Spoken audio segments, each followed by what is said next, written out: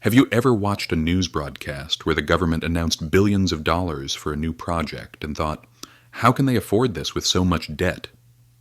The answer lies in one of the invisible engines driving our modern world: national debt. Today, nearly every nation on earth is indebted. And this isn't just the fate of developing countries. Even the richest economies, Germany, Switzerland, Japan, the United States, are buried deep in debt.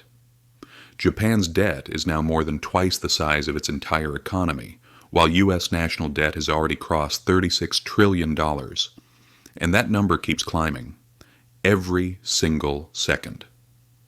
At first glance, it sounds like a disaster waiting to happen, but the truth is far more complex, because the real issue isn't being in debt. It's why debt exists and how it's managed. So, let's uncover the hidden structure of this economic system, step by step. 1. What is national debt? Simply put, national debt is the total amount a government owes. From all the borrowing it has done over time, it's also known as sovereign debt, public debt, or government debt. Just like an individual takes out a loan when their expenses exceed their income, a government borrows when its spending surpasses its revenue. But here's the key difference. Governments can borrow not only from others, but also from their own citizens, banks, and financial institutions. Most of this borrowing happens through treasury bonds or government securities. And national debt has two main parts: domestic and foreign. Domestic debt is what the government owes to local investors, banks, and pension funds. Foreign debt, on the other hand, refers to what it owes to other nations, international lenders, or global investors. In fact, a large portion of U.S. national debt is held by its own citizens, banks, and pension funds. That's why some say the U.S. owes money to itself. But developing countries often depend more heavily on foreign borrowing, and that can make them vulnerable to currency crises. A nation's debt reveals its financial character, just like your credit score reflects your reliability. Credit ratings, interest rates, and global investor confidence all stem from this single reputation. 2. Why do governments borrow? Why borrow money when you can just print it? Because unlimited money printing destroys the value of money itself. When a government prints endlessly while goods and services stay the same, prices skyrocket and purchasing power collapses. That's hyperinflation. In the 1920s Germany, people carried their salaries in wheelbarrows. In early 2000s Zimbabwe, a loaf of bread cost trillions of local dollars. That's why borrowing is safer. It enforces fiscal discipline. Debt creates responsibility. Governments must plan repayments, which prevents reckless spending. The most common reason for borrowing is a budget deficit. When tax revenue can't cover expenses like infrastructure, education, defense, or social programs, the gap is filled by borrowing. Sometimes deficits even rise before elections to gain public favor. The second reason, stimulating growth. Well-managed debt can fund projects, roads, ports, power plants, that create jobs and expand long-term productivity. Third, extraordinary events. Wars, pandemics, and disasters force massive emergency spending. In 2020, the U.S. borrowed over $3.8 trillion for pandemic relief, one of the largest expenditures in history. A fourth reason is refinancing old debt, repaying old loans with new ones. This works fine as long as the economy grows, but if growth stops, interest payments can spiral into crisis. And finally, debt acts as a monetary policy tool. By selling bonds, governments can pull money out of circulation to cool inflation. By buying them, during recessions, they inject money back in to spark growth. 3. Who lends to governments?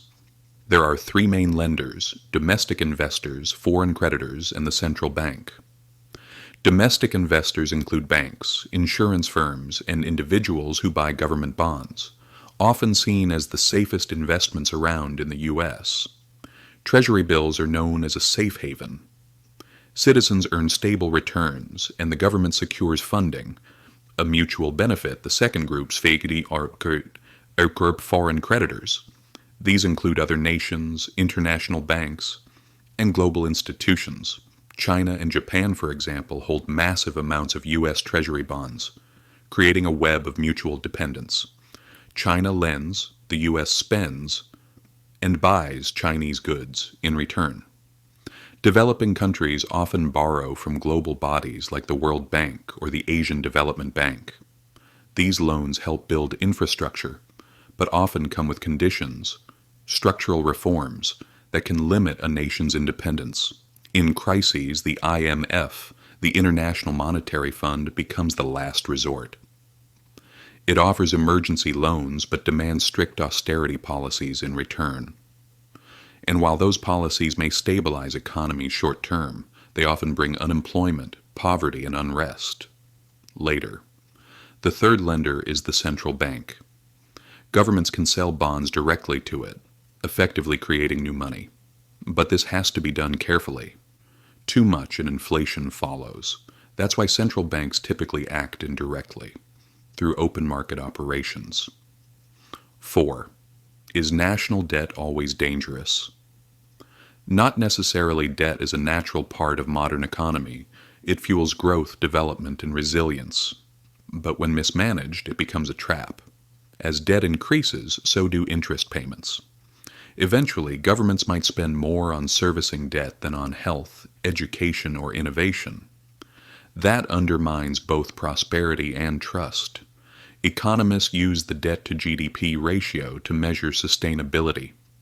Generally, ratios below 60% are safe, but there's no fixed rule. Japan thrives at 250%, while Argentina collapsed at 70%. Some nations have a debt ceiling, like the U.S., which sets a borrowing limit. But as expenses grow, the ceiling gets raised, again and again. At that point, debt becomes less about economics and more about politics. And beyond finance, debt is also a geopolitical tool. Powerful nations use loans to influence weaker ones, turning debt into a silent form of control. 5. Is a debt-free country possible? On paper, yes. In reality, no. No country today is completely debt-free. Even the least indebted, like Macau or Hong Kong, depend on larger economies. A debt-free nation might sound ideal, but it's often the opposite. Without bonds, banks lose safe investments, and governments lose tools to manage money supply. To erase debt, a country would need to raise taxes sharply or cut spending brutally.